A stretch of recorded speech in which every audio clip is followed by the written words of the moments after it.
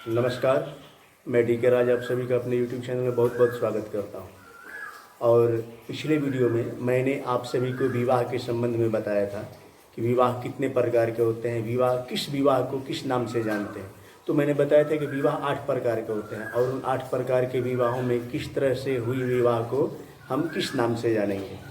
तो अब मैं आपको आगे बताने जा रहा हूँ कुछ इसके आगे की कड़ियाँ जो हमारे लिए बहुत महत्वपूर्ण है। मैंने बताया था कि हम सभी में से बहुत से ऐसे लोग होंगे जो विवाह के दौर से गुजरे होंगे, मतलब जिनकी शादियां हो चुकी होंगी, या कुछ ऐसे लोग अभी भी होंगे जिनकी शादियां होनी बाकी है, ठीक है, या भविष्य में होनी है। तो इन सभी तरह के लोगों के लिए ये जानना जरूरी है कि हम लोग जो विवाह शादियों के माहौल से गुजर रहे हैं, या हम जिस दौर से गुजरेंगे या जिस प्रक्रियाओं से हम गुजरेंगे, ये सारी चीज़ें हम करते हैं, परंतु इसके विभिन्न अर्थों को हम नहीं समझ पाते हैं। कुछ रिश्ते हमारे सामने आते हैं, उन रिश्तों का महत्व क्या है, उसका अर्थ क्या है, ये हम नहीं समझ पाते हैं।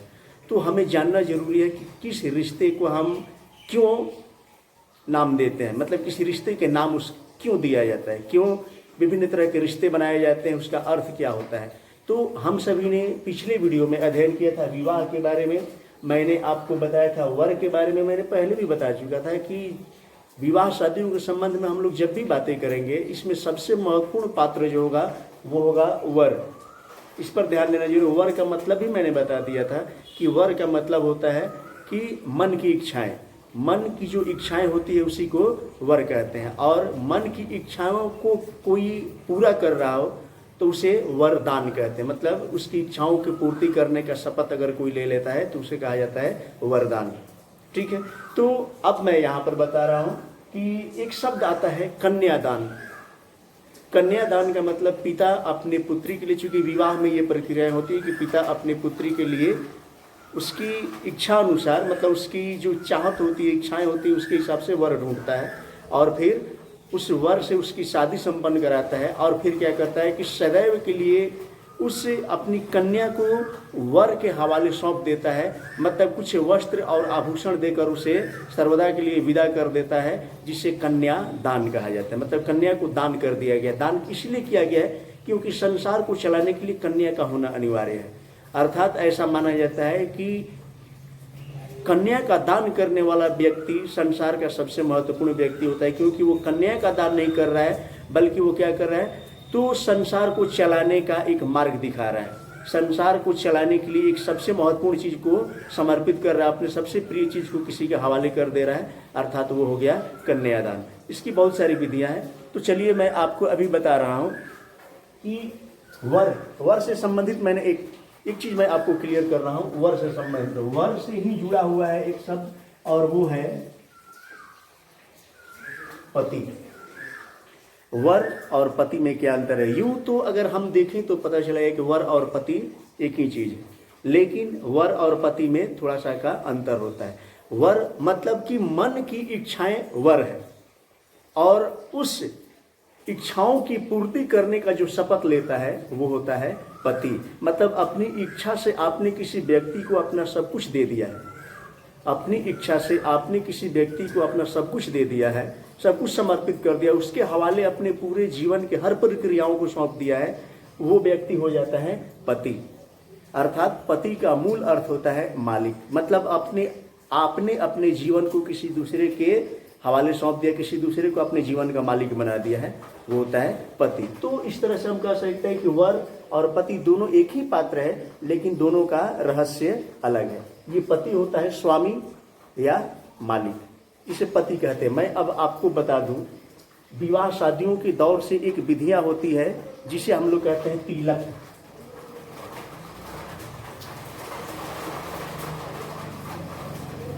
तिलक तिलक क्या होता है? क्योंकि हम सभी जिस समाज में है, इस समाज में अभी भी बहुत सी गलत भावनाएं लोगों के अंदर भरी पड़ी है।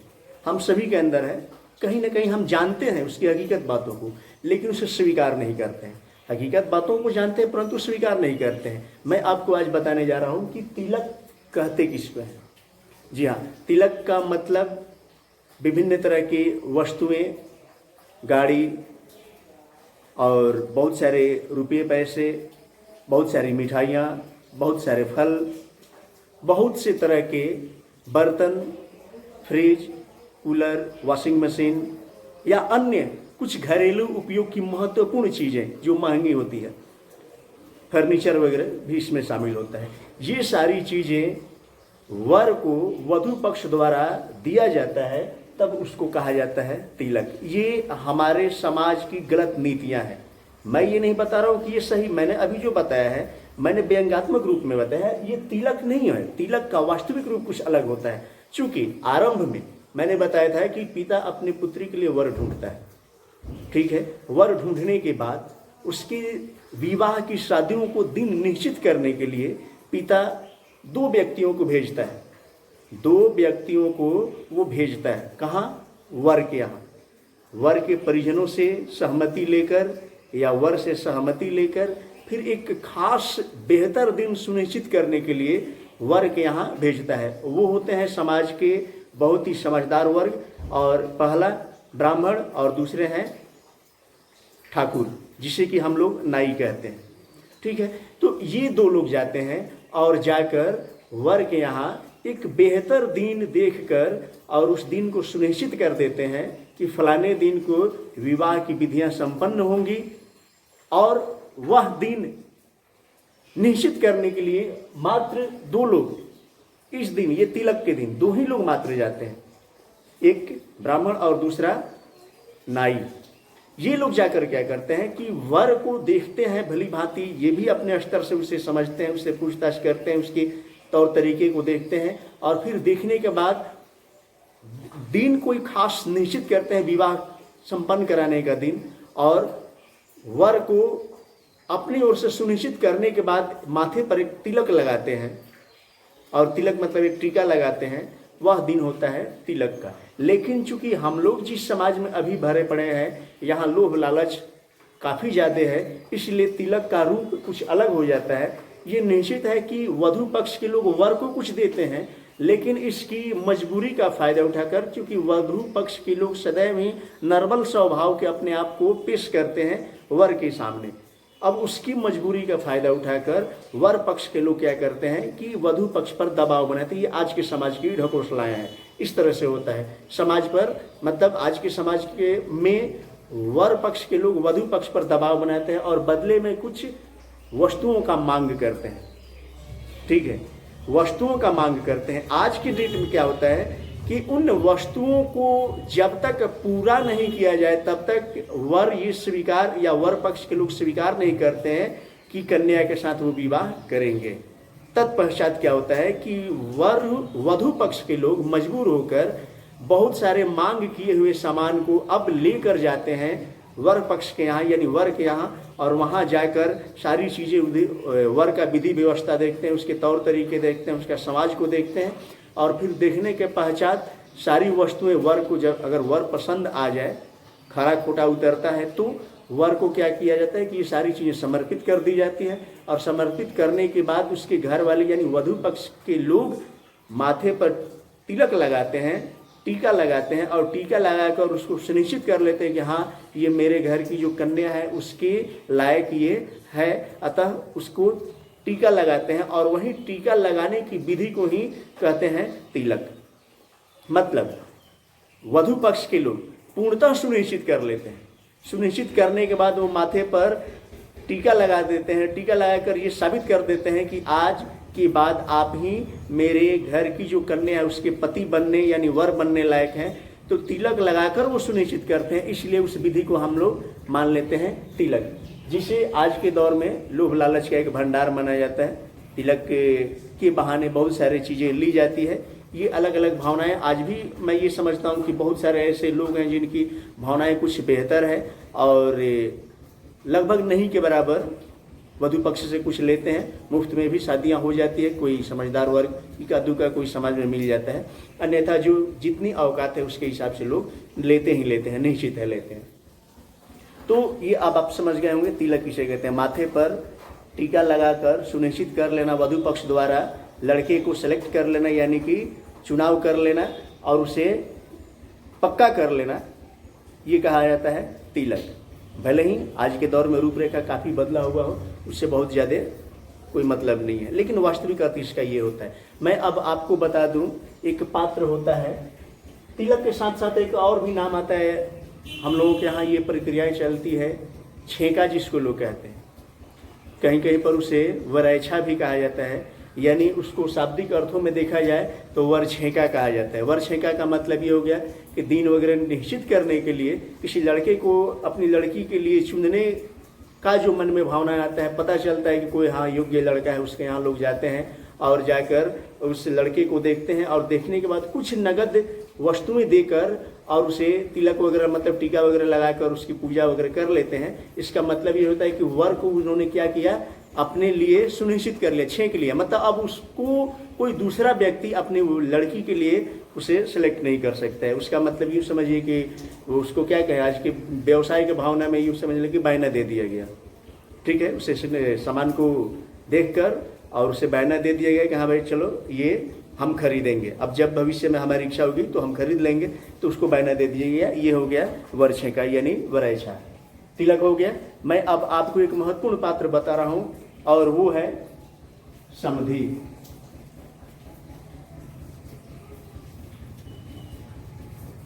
समधी, यहाँ पर समधी ज़्यादातर आप देखिए समाज में ऐसे लोग होते हैं, लड़के के पिता को समधी कहा जाता है, लड़की के पिता को भी समधी कहा जाता है।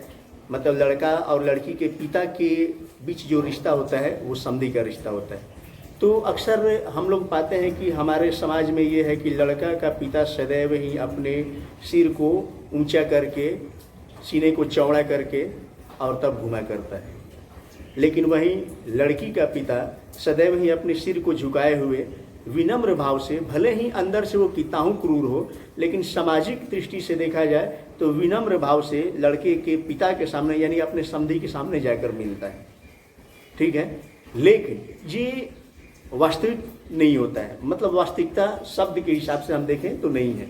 समधी का मतलब क्या होता है, यहाँ शब्द है समधी, मतलब सम मतलब बराबर, धी शब्द यहाँ ध्येय से रखा गया। ध्येय मतलब विचार, इच्छाएं, कार्य करने के तरीके, ठीक है, मतलब सोच।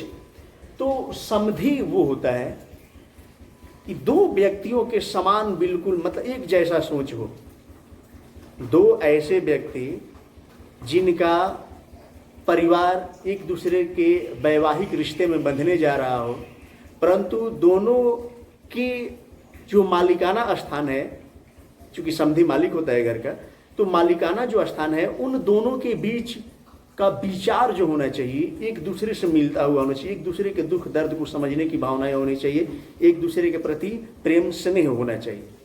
इस तरह से अगर एक दूसरे से प्रेम स्नेह अगर दोनों के बीच है, यानी दोनों समान दृष्टि से एक दूसरे को देखते हैं, ना ही लड़की का पिता है तो उसको हम तुच्छ मानेंगे और ना ही लड़के के पिता है अगर हम हैं तो हम बहुत ज़्यादा अपने आप को ऊंचा समझेंगे या अपनी पगड़ी को ऊंचा बांध कर रखेंगे या फिर अपने सीने को चौड़ा करके घूमेंगे कि हम इतना दहेज लेंगे, हम ये करेंगे, वो करेंगे, ऐसे खर्च करेंगे, ये सब।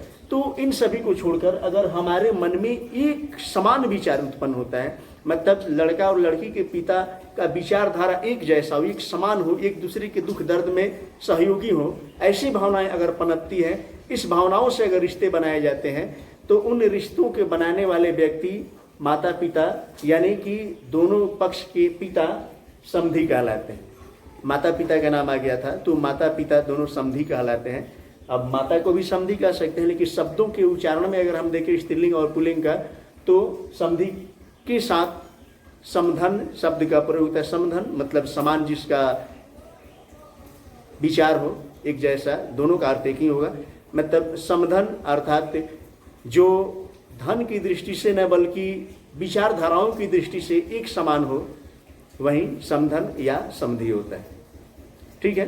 तो मैं आपको अब चूंकि वीडियो फिर से लंबा हो रहा है, इसलिए मैं अगले वीडियो में आपको फिर से बताऊंगा कुछ और महत्वपूर्ण रिश्ते हैं, बहुत सारे रिश्ते हैं, पति, तिलक, समधी, वर के बारे में आपने जाना, ठीक है।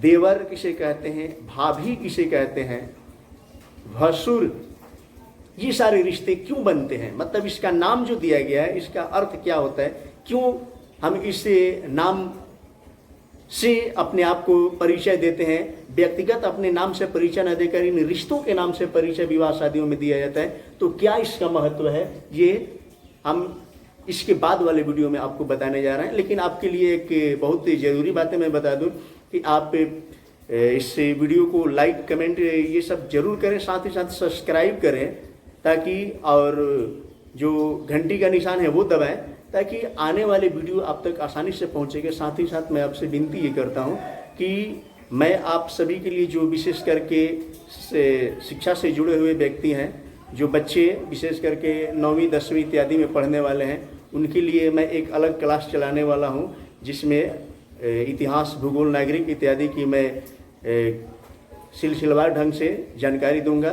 तो जो लोग हैं इस वीडियो से जुड़े हुए, उनसे मैं आग्रह करता हूं कि इस वीडियो को अधिक से अधिक शेयर करें, ताकि जो बच्चे पढ़ने वाले हैं वो भी इससे मतलब अपने क्लास के हिसाब से, अपने वर्ग के हिसाब से लाभ उठा सकें। और फिर बीच बीच में मैं आपको ये जनरली बातें बताता रहूँगा, ठीक है। तो आप वीडियो को सब्सक्राइब करें और घंटी अवश्य दबाएं, ताकि आने वाले वीडियो आप तक पहुंच सके। तो फिलहाल आज की वीडियो में इतना ही, मिलते हैं अगले वीडियो में। नमस्कार, जय हिंद।